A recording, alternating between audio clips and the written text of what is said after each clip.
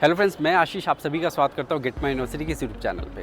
Engineering college की review में जिस कॉलेज के कैंपस में मैं हूँ इस वक्त, ये है कर्नाटक के टॉप मोस्ट इंस्टीट्यूशन में इसका नाम आता है और करेंटली रैंक 3rd बोला जा सकता है आर.बी. रमैया के बाद में। और इस कॉलेज का नाम है BMS college of engineering. Friends, आज इस कॉलेज में आने का पर्पस ये था कि जानना कि क्यों ये कॉलेज इतना हाई रैंकिंग में फॉल करता है, क्यों स्टूडेंट्स इसको ज़्यादा ऑप्ट करना पसंद करते हैं आफ्टर आर.बी. और रमैया।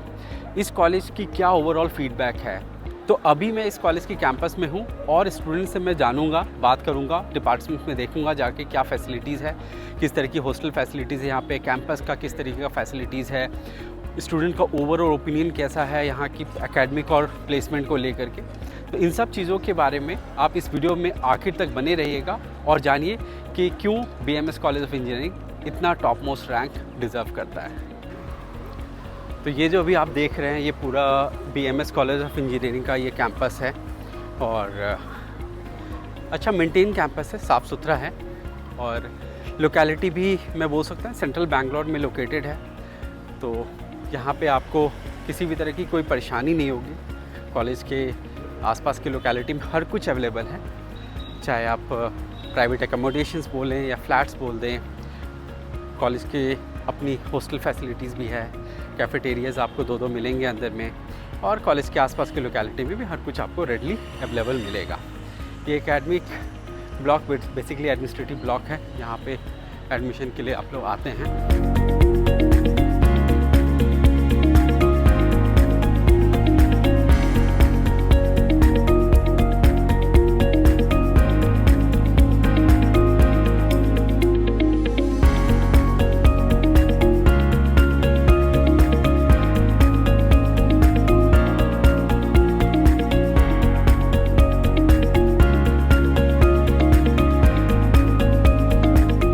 फ्रेंड्स, जब इंजीनियरिंग एडमिशन की बात आती है तो आप सबके मन में एक सवाल जरूर रहता है कि भाई प्लेसमेंट कैसा है इस कॉलेज का, कि हम पढ़ाई तो कर लेंगे, हमारी जो जॉब मिलेगी वो किस हिसाब से जॉब मिलेगी, कैसी कंपनीज होगी वहाँ पे, किस तरीके का हमारा CTC होगा।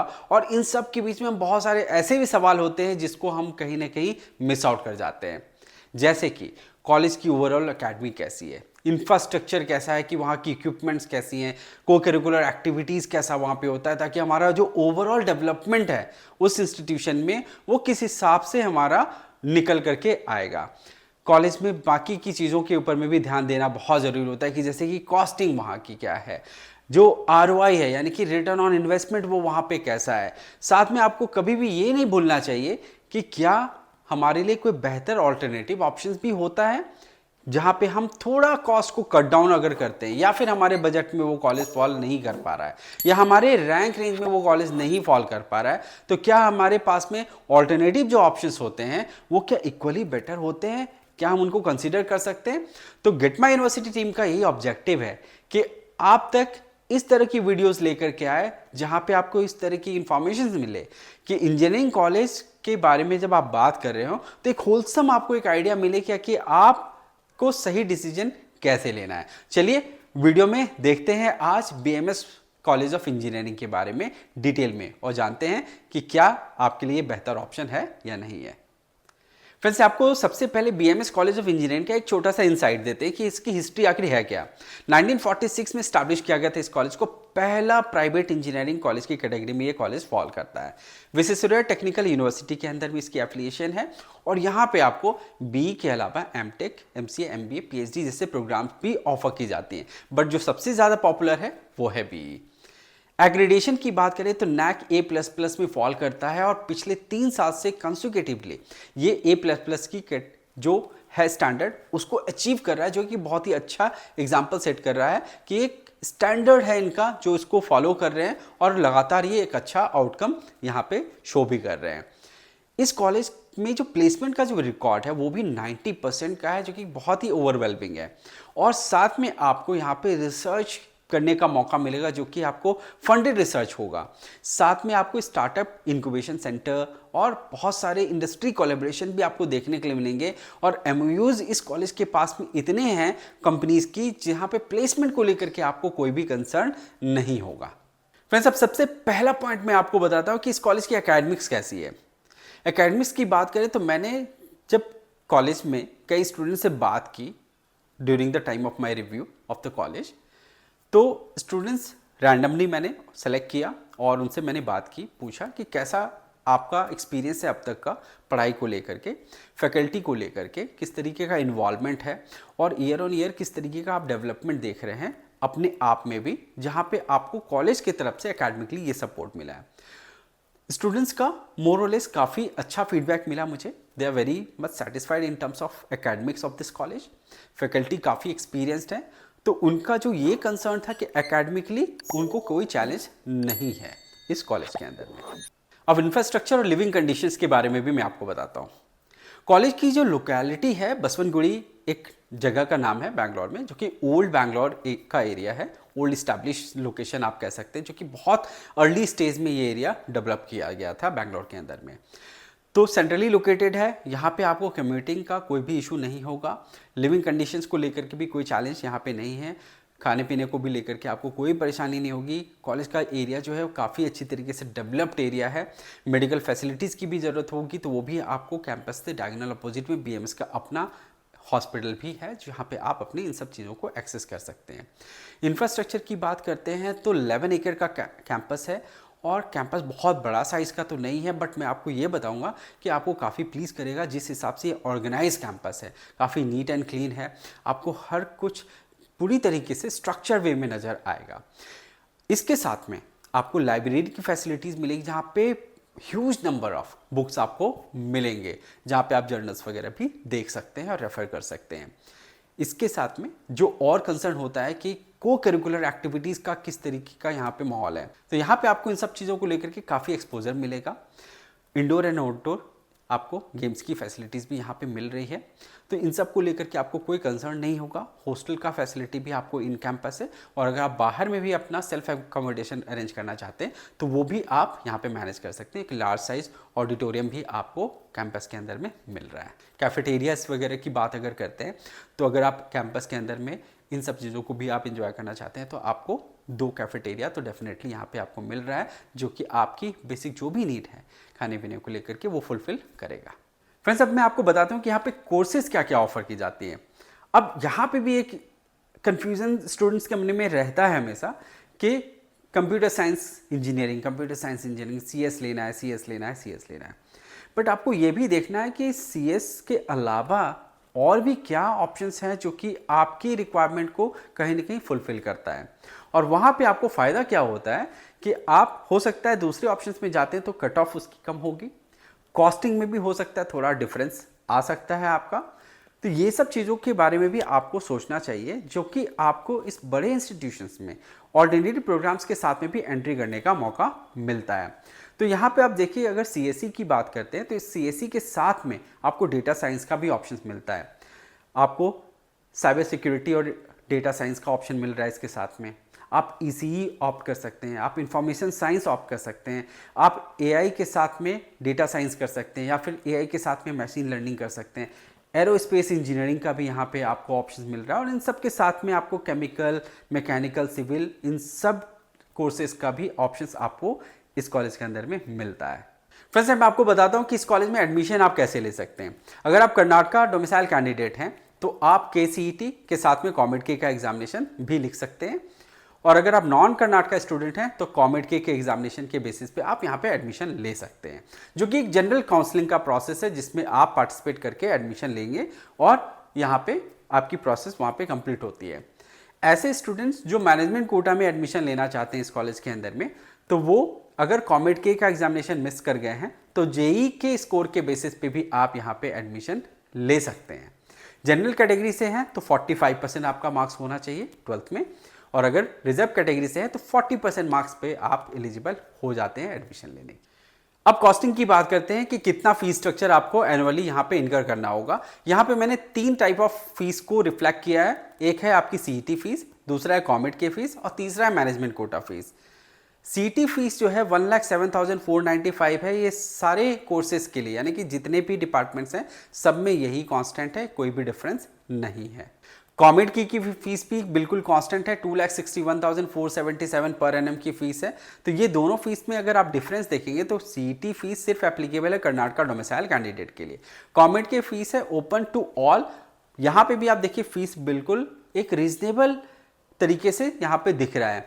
बट अगर आपका स्कोर कम हो जाता है, आपकी रैंक इतनी अच्छी नहीं आती है और आप फिर भी चाहते हैं कि बीएमएस कॉलेज में एडमिशन लेना, तो आपके पास ऑप्शन है मैनेजमेंट कोटा।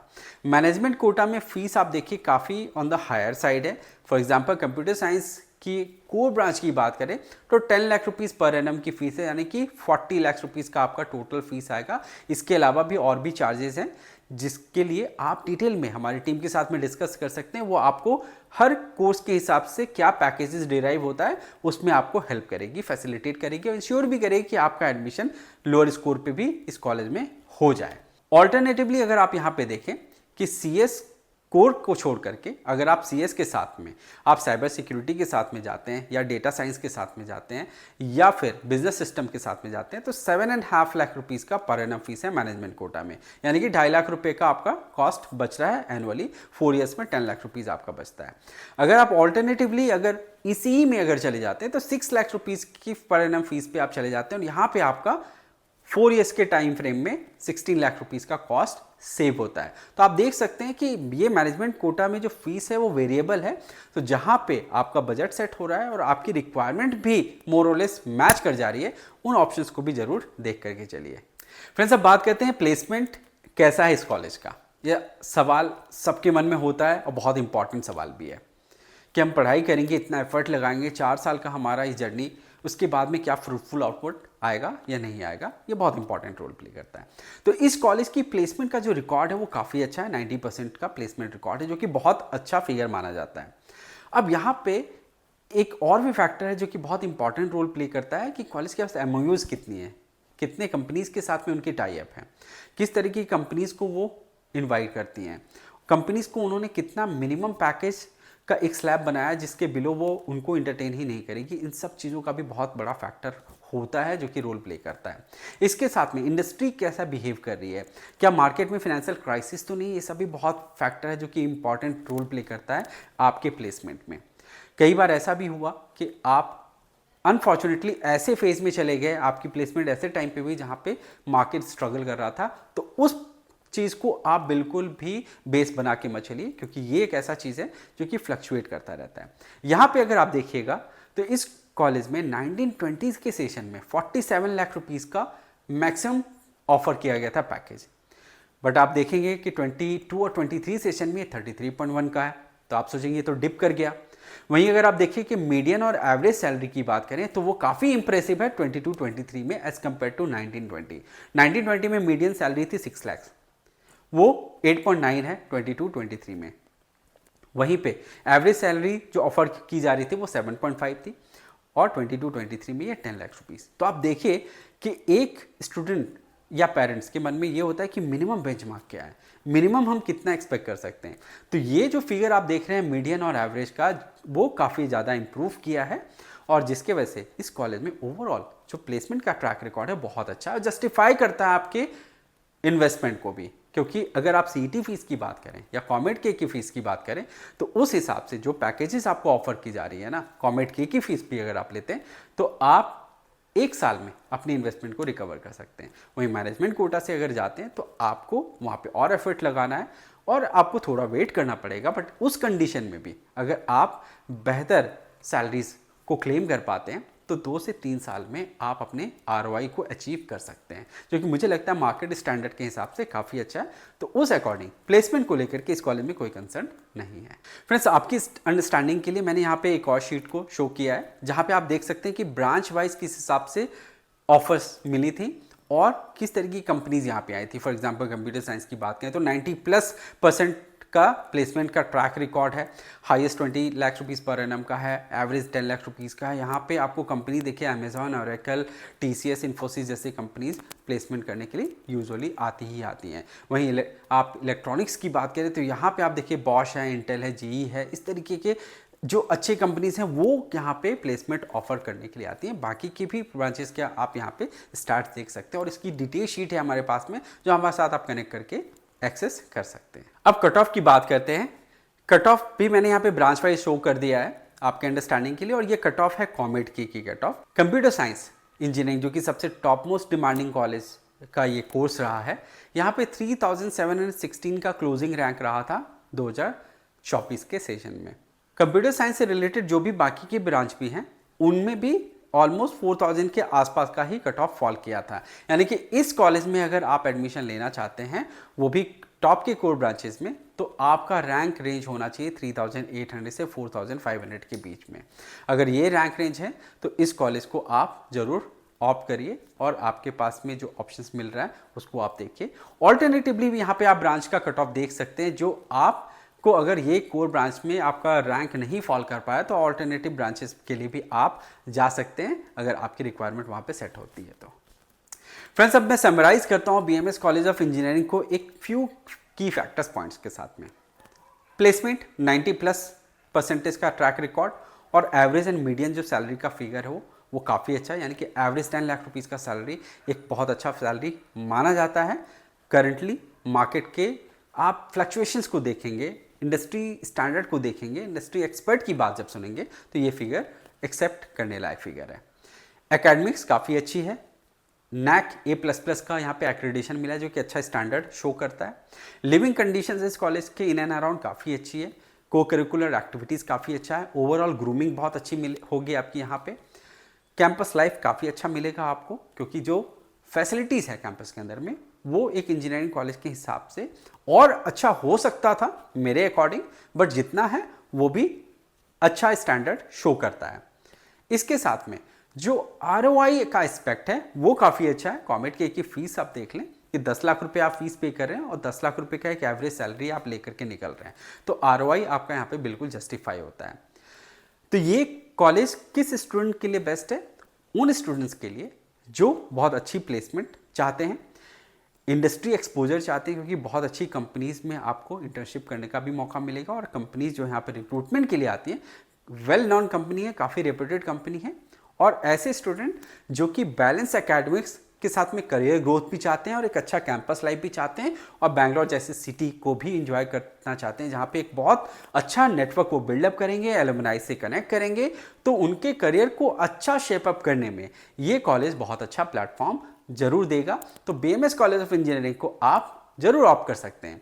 इसके साथ में अगर आपका रैंक फॉल नहीं कर पा रहा है इस कॉलेज के लिए, या बजट नहीं फॉल कर पा रहा है अंडर मैनेजमेंट कोटा, तो उस कंडीशन में आप ऑल्टरनेटिवली बीएमएस के सेकंड कैंपस यानी कि बीएमएस आईटी को ऑप्ट कर सकते हैं, या फिर आप दयानंद सागर कॉलेज जो है इंजीनियरिंग के लिए वो आप ऑप्ट कर सकते हैं। तो ये सब कुछ ऑल्टरनेटिव सजेशंस है जो मैं आपको सजेस्ट करना चाहता हूँ। बाकी के डिटेल डिस्कशन के लिए आप टीम गेट यूनिवर्सिटी के साथ में जुड़िए और हमारे पेड काउंसलिंग को जरूर आप अवेल करिए। हमारी गाइडलाइन आपको बहुत हेल्प करेगी आपके इंजीनियरिंग एडमिशन में। Thank you and wish you all the best. नए हैं हमारे चैनल पे तो ज़रूर सब्सक्राइब करिएगा, क्योंकि हमारा ये चैनल बिल्कुल इस प्रोग्राम के लिए नया है। ऑलरेडी हमारा प्रोग्राम जो मेडिकल का है वो काफ़ी पॉपुलर है, काफ़ी स्टूडेंट्स उसको पसंद करते हैं। इंजीनियरिंग हमारा एक अलग वर्टिकल है जिस पे हमने सोचा कि हम यहाँ पे भी आपको वीडियोस लेकर के आएँ और आप तक इन्फॉर्मेशन पहुँचाएँ। तो ये इनिशिएटिव हम यहाँ पे भी पूरी तरीके से मेहनत करेंगे इस पे, और आपको बहुत हेल्प करेंगे आपके डिसीजन मेकिंग में। तो सपोर्ट करिए, चैनल को सब्सक्राइब करिए, लाइक करिए और ज़्यादा से ज़्यादा शेयर करिए। कोई भी कमेंट्स हो तो हमारे इस कमेंट बॉक्स में ड्रॉप करिए। We will try to get back with our resolution. Thank you and wish you all the best.